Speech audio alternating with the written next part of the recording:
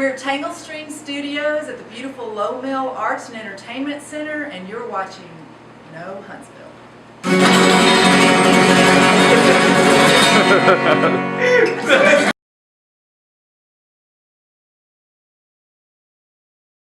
So, if you couldn't tell by the awesome physique that I've got going on here, I've got a strange look. I look like if Seth Rogen and Lou Ferrigno had a baby. You know what I mean? Okay. All right, you ready? Yeah. Are you ready, Joe? All right. This is Tom. I'm Joe. And this is No Huntsville. Today we have a comedy a duo here to talk to us about Clockwork Comedy over at Prototype, the Low Mill. If you haven't been over there, you should definitely check it out.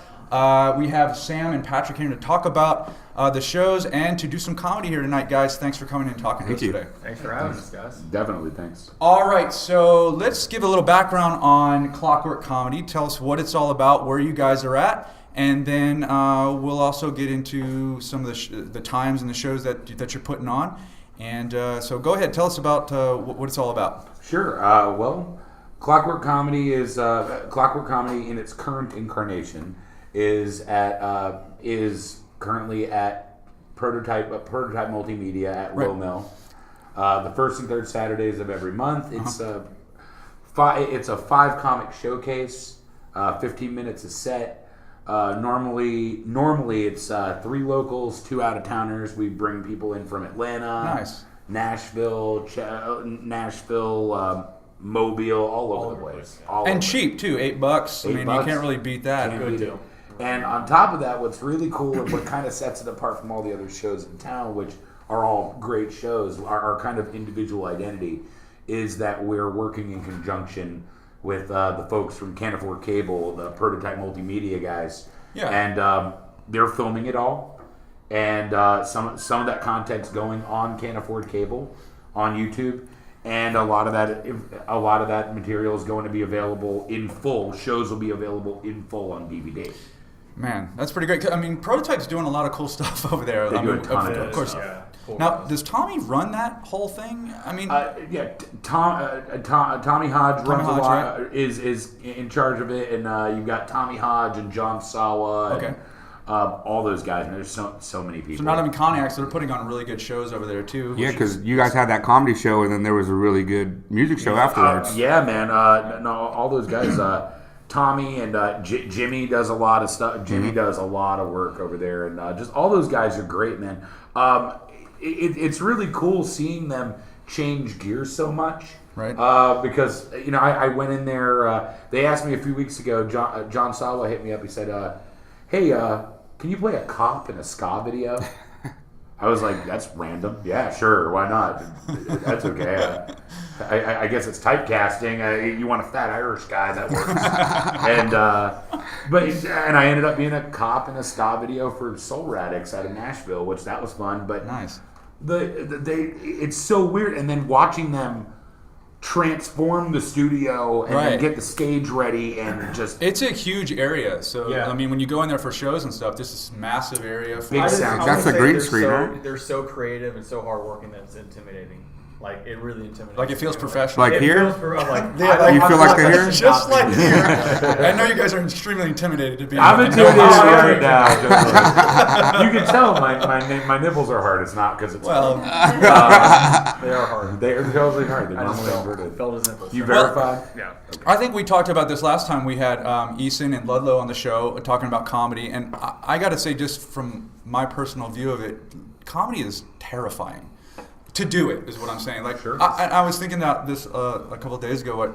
Joe's probably one of the funniest guys I know. Like, personally, I know, but I don't know he would do good at comedy.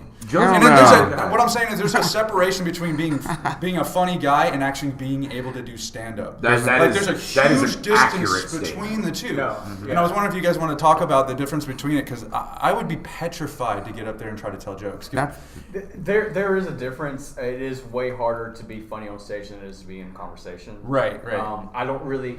That's something that I've been trying to pinpoint. Do you know people that aren't funny in regular life but are just killing it on stage? Absolutely. See, I could totally see that. Yeah, it's so crazy. Yeah, You gotta be a writer, right? I mean, you gotta know how to write and you gotta know calculate. how to write, you gotta know how to perform. It's you gotta timing, know how to, too. You gotta know how Yeah. to edit. You gotta know.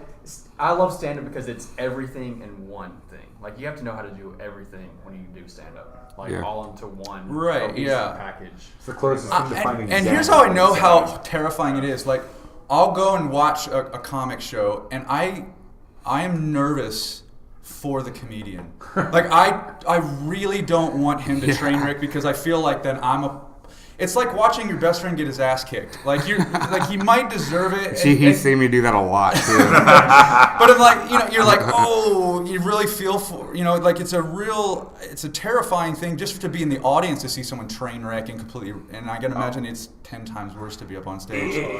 That or being a comic and watching it happen is because you know that pain. You know the pain. You know that pain, and you're like, oh, bro, let's do that joke. Anytime that doesn't work with this crowd. Anytime that happens, everybody just goes up to all the comics to like hug them. Like, And you don't want to lie to them. You don't want to lie to them and go, good set, man. But like you kind of do it. Yeah. So you have to tell them different things. It's like, the crowd wasn't feeling it. They just weren't. And so they suck tonight. Hey, get drunk. Let's get drunk. But that's been surprising though. Well, it shouldn't be surprising, but when I've been to these local comedy shows, most everybody's spot on and funny as hell. I didn't know we had that much talent in Huntsville, one thing that's really cool, and we've gotten, Huntsville comedy in general has gotten a lot of really big accolades for recently, is the fact that, we're a small city, but we have 4 open mics, 4 days a week. Right, yeah. There's 4 open mics. That's insane for a city this size. Right. And, there's 4 open mics. There's a handful of featured shows and headliner shows, and all of them are really great. And the cool thing is that we're a community. It's not backbiting. There's not a lot of nonsense. We can't fight amongst each other. You almost can't afford. You can't afford to. You can't. There's too much at stake for us to fight. Yeah, that'd be lame anyway. I mean, it's just because one thing all of us care about this scene, and then two is just like, if you have a problem with somebody, just talk to them face to face about it, and that's what we do. Like we've kind of all of us have kind of established that guidelines. Like just talk, communicate with each other. You guys ever thought about doing like a comedy battle or something like that to get it out and? Scott Eason, actually. Scott again? Yeah, has a... that guy. Scott's a fucking comedy whore. He puts his fucking hands in everybody's little honey pot.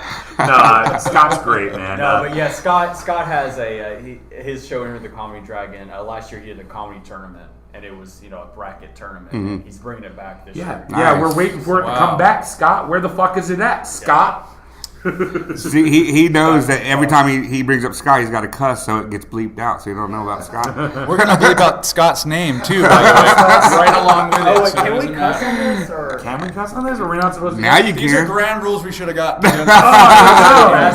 And we didn't. So. Oh, Jesus Christ. Well, that's cool. But yeah, so it seems like there's a lot of cross promoting with the other shows going on, which is great because again, it's a community and you want to build it up. And I think that's more to your point, Joe, is that the reason why you go to these comedy acts and you see people being spot on is because it is a community. They're all helping each other and they're building it, and it's getting bigger. And and the comedy scene here in Huntsville is getting huge.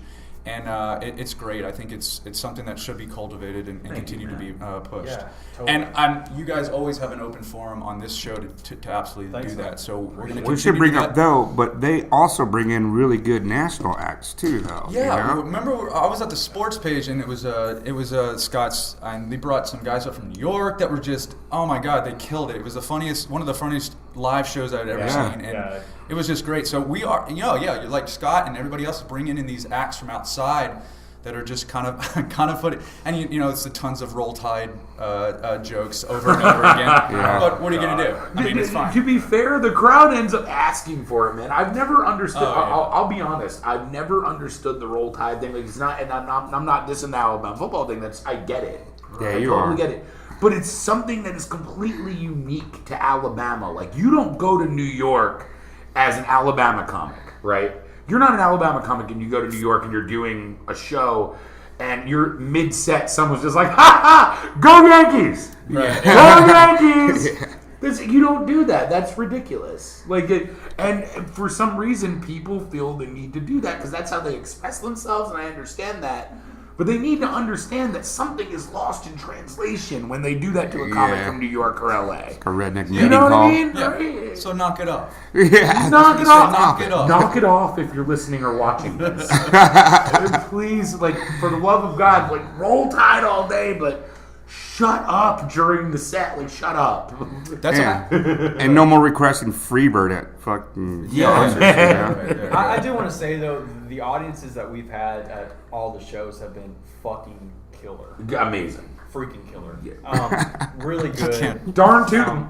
Darn tootin'. Darn tootin', dagnabbit. But have been really good, and they listen, and they're quiet. I hosted the last Clockwork show back in January, a couple weeks back. Way back when. Way back when in the old days, and the audience was just so good. I feel like a comedy show is 50% the comedians and the host, and 50% the audience. Sure. It's a give and take. If you have a bad audience and the comedians are killing it, I mean, it could be an okay show. Well, but I think I wonder how much that is attributed to the venue as well. So I think Prototype and Low Mill obviously attracts a certain type of crowd, a different type of crowd than maybe some podunk bar or wherever. So I think that might have something to do with it, which is another reason the venue makes a huge difference. And it's great that you guys are over there because I think it's a great venue in itself. Yeah. But also to help promote the comedy things that is going on there, so it's pretty cool.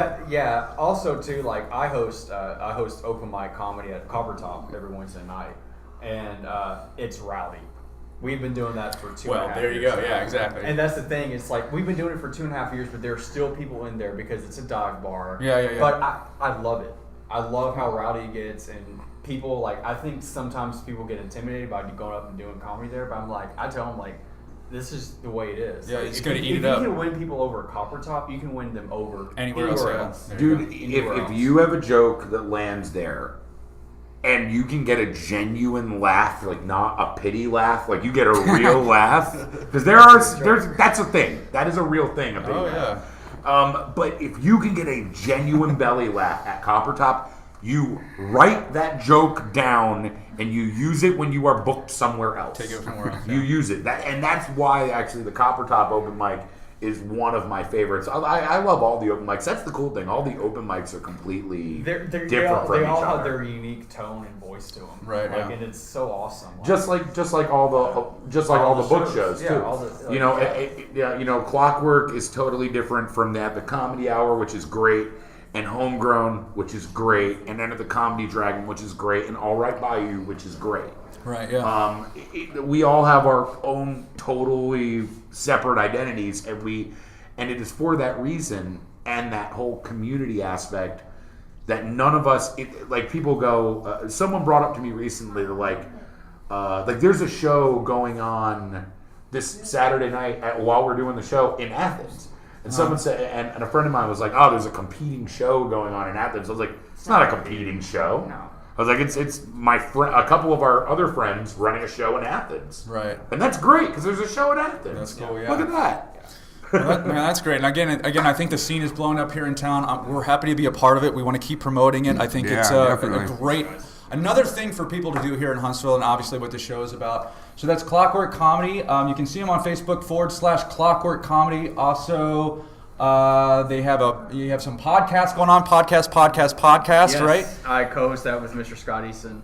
And then check out hsvcomedy.com. Sam and Patrick, thanks guys for coming in. I'm looking forward to you guys doing a set. And let's keep it up and keep promoting the comedy scene here in Huntsville. It's great. So thanks guys. Thanks for coming in. Thank you. Cheers. Let's launch it. I'm empty. You already killed it? Yeah. All right, we get everything? Beautiful. Yeah, great. Yeah. All right. You whore!